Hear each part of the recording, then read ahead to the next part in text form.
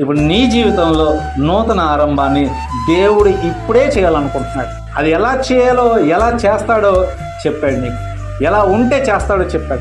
మొదట నువ్వు దేవుణ్ణి ప్రేమించాలి. తర్వాత నీవు ఆయన ఆజ్ఞల్లో ఉండాలి. దేవుని ప్రేమించాలి, ఆయన ఆజ్ఞల్లో ఉండాలి. తర్వాత నీ స్వబుద్ధిని ఆధారం చేసుకోకూడదు. లాజిక్స్ మాట్లాడకండి దేవుడి దగ్గర. లాజిక్స్ అస్సలు మాట్లాడమాకండి. ఇది ఇలాగే ఎందుకు చేయాలి, ఇది ఇలా కూడా చేయొచ్చుగా అనద్దు. దేవుడు అసలు నేను తోసేస్తాడు బయటికి. ఇది ఎందుకు ఇక్కడే చేయాలి, అక్కడ ఎందుకు చేయకూడదు, ఇక్కడే ఎందుకు ఉండాలి, అక్కడ ఎందుకు ఉండకూడదు, ఇవన్నీ నన్ ఆఫ్ యువర్ బిజినెస్. దేవుడు సమయోచితముగా తన జనాంగంతో మాట్లాడుతూ వచ్చాడు.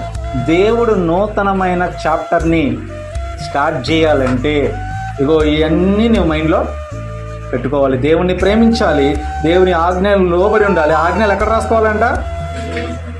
హృదయం అనే పలక మీద రాసుకోవాలి. తర్వాత ఆయన అంటున్నాడు నీ స్వబుద్ధి వద్దు. తర్వాత నీ ప్రవర్తన అంతటి మీద ఆయనకి అధికారాన్ని ఇవ్వాలి. తర్వాత నేను జ్ఞానిని అనుకోవద్దు. తర్వాత ఆయన యందు భయభక్తులు కలిగి ఉండాలి. తర్వాత అతి ముఖ్యమైనది చెడుతనాన్ని విడిచిపెట్టాలి.